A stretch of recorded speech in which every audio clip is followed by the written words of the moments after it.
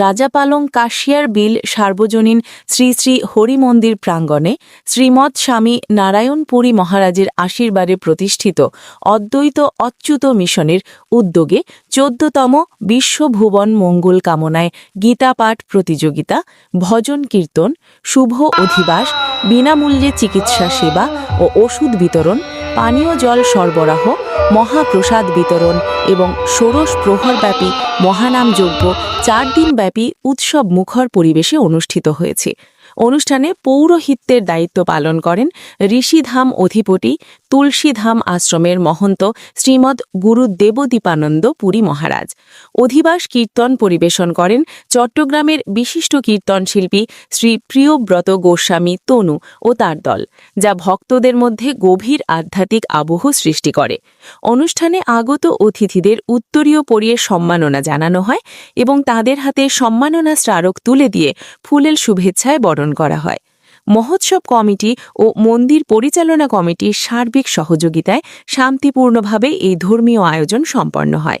এতে উখিয়া ও আশেপাশের বিভিন্ন এলাকা থেকে হাজারো ভক্ত ও দর্শনার্থী অংশ নেন, যা এক মহা মিলন মেলায় পরিণত হয়।